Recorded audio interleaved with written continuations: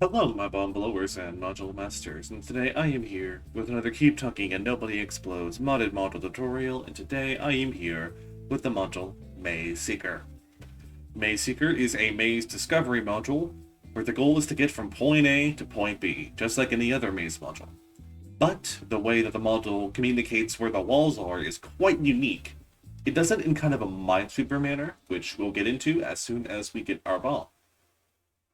The module requires absolutely no edge work, so we can get started as soon as we get our bomb. So here's Mineseeker. It's got a display with the number either 1, 2, or 3 in it. You've got arrows, as you may expect.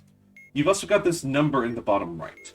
This is a cooldown for a feature that I will describe later, and you've also got an LED here that you can select. The display is also selectable, and as you may imagine, you can move around in the maze with the arrows. So the number currently on display is the number of walls adjacent to the cell that you're currently on. The module starts in a discovery mode, meaning you can walk through walls without striking. So I can just do like, well, by moving, I'm moving, we're having the time of our life. Oh, what happened here? An LED turned on. What does that mean? We'll get to that. Actually, no, I can describe it now. This LED, whenever it turns on, means you've either found the top left cell of the maze if it turns blue, you have found the start if it turns red, and you have found the goal if it turns blue.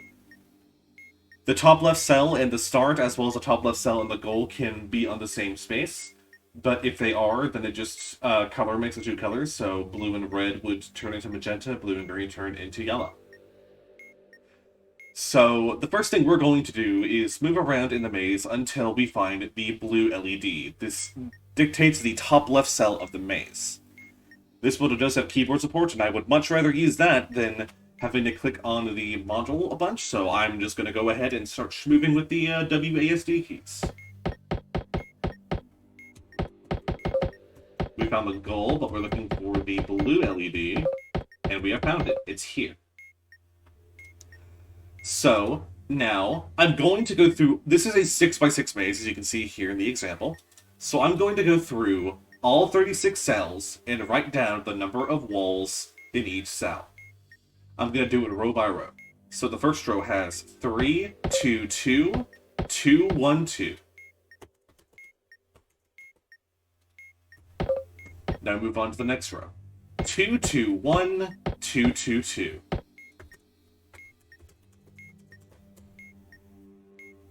This should be top left, yep. So now we're on the third row. 2, 3, 3, 2, 2, 2. So we're on the fourth row now. 2, 2, 2, 2, 2, 2. I'm also going to write down the goal in the start position. This should be the top left. This should be an alpha 4 here. I'm using the coordinate system where the columns are letters from left to right and the rows are numbers from top to bottom. So we're currently in the top left cell, going down 1, 2, 3. I should be in the fourth row and going left twice. The grid does wrap around, so if I try to move left here, I'm instead going to warp to this space. And if I move right from here, I'm going to warp to this space. Okay, so this is where the LED turns green, which indicates this is the goal cell. So the goal is an Echo 4.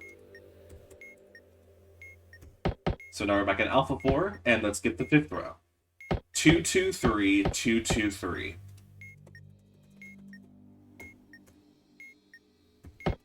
And finally, the bottom row is 3, 2, 1, 1, 2, 2.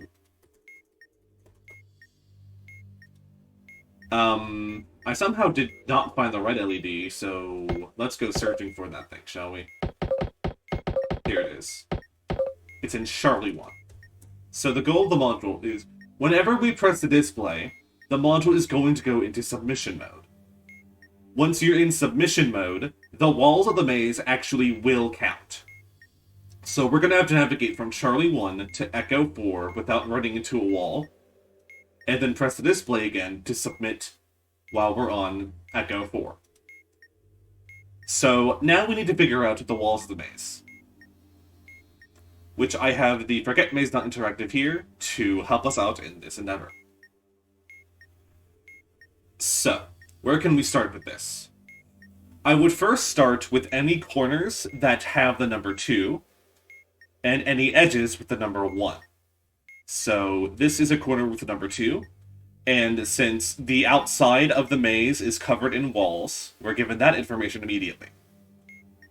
There are 2 walls on each corner given, meaning we know exactly where the walls are in this cell, and this is also a 2, so we know where the 2 walls are in this cell. The edges all have 1 wall, so any ones on the edges, we know exactly where the walls are. So we know where the wall is in this cell, as well as this cell and this cell.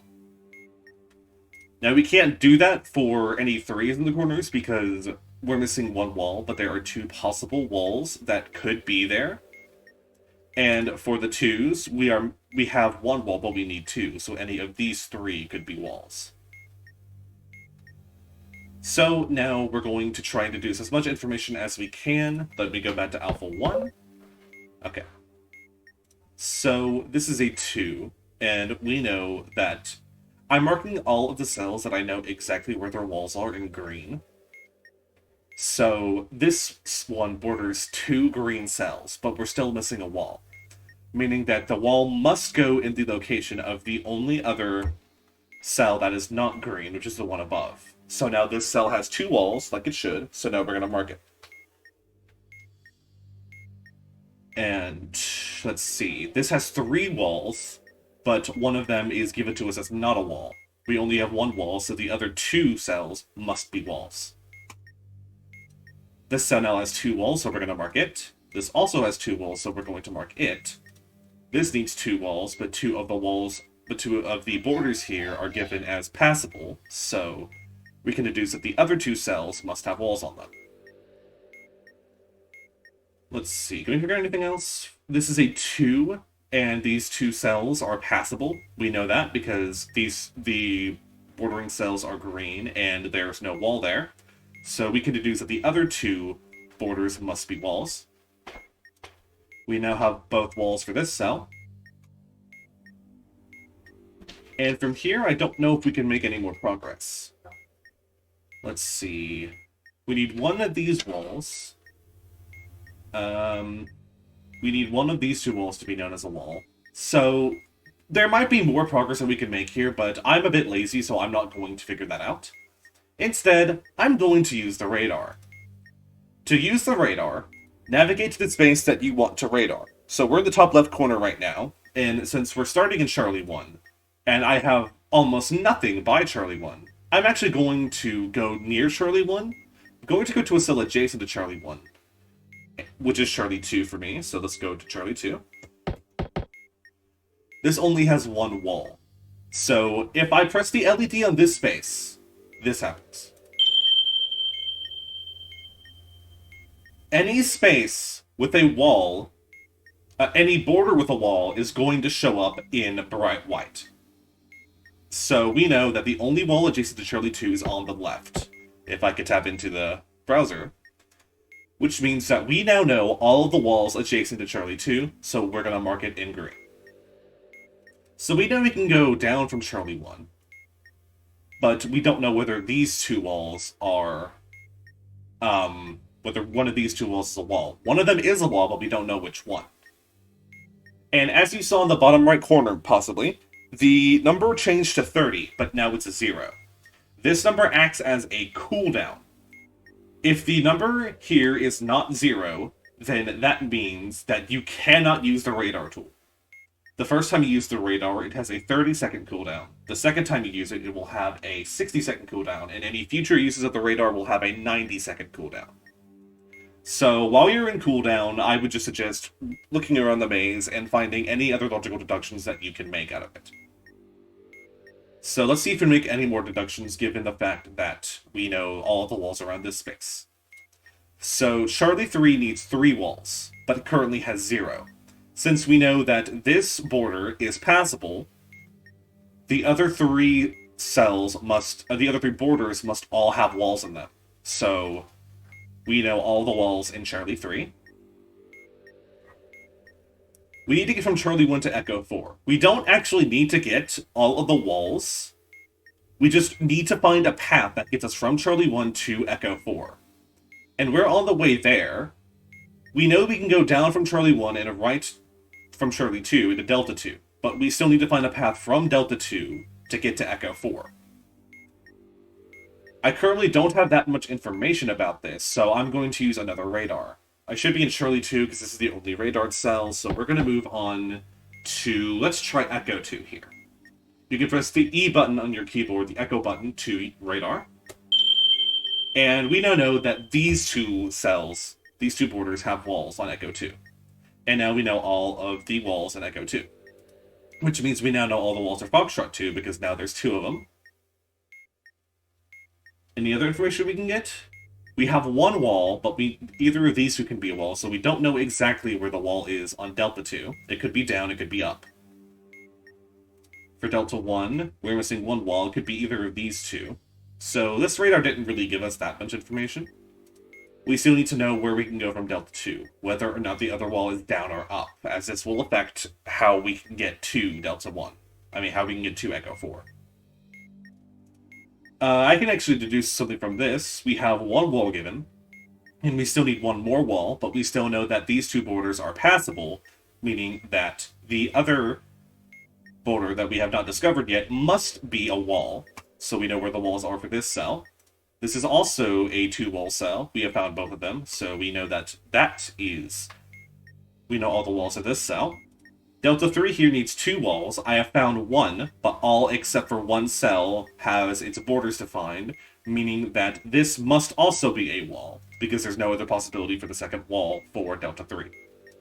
This is also a 2, so we know all of the walls adjacent to this cell. This is a 2, and we have only one wall defined. We need one more. The only cell that we don't know, the only border whose status of wall or not wall we don't know yet is the one between Charlie 1, so we know this has to be a wall. And from here, we actually have a clearly cut path from Charlie 1 to Echo 4. We can navigate through all of the green cells, and we can pass through any border that is not marked as a wall between a blue cell and a green cell. I mean, we can still deduce the fact that Charlie 1 has no wall to the left side, because this is the only border. Actually, we already have 2 walls adjacent to Charlie 1, so we know that this has to be defined. So we can actually stop here. We know we have a clearly cut path from Charlie 1 to Echo 4. We can go down, right, up, right, right, down, down, down, left. So now that we know our path, if you want to not use keyboard support, then pressing the LED will activate the radar button. And to go into submission mode, since we have the path, you can either press the display or I believe it's the spacebar? No, it's not the spacebar. What's the key we need to use? It is the return key, which is the enter key. And now that we have pressed the enter key or the display, the module has gone blank. So in this mode, passing through a wall will strike.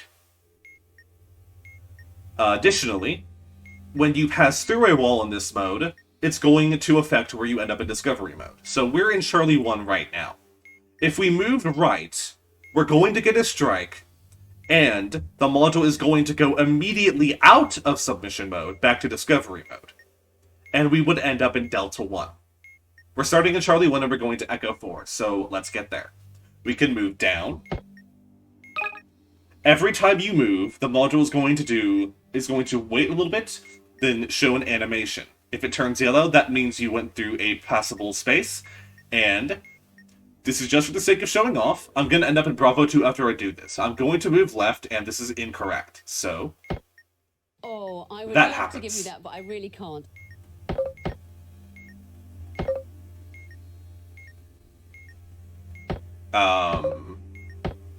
Apparently it doesn't affect where you move, because we ended up here.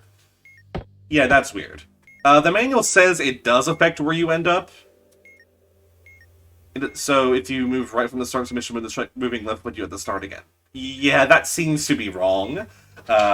Maybe it'll be fixed after the tutorial's made, but as you saw, we ended up here after the strike. So, we're just gonna go back up here. Anyway, let's actually get this solved. We're gonna move down, right, up, right, right, down, down, down, left. And now we're on Echo 4. We're going to press the display or the Enter key again. And that is a solved module.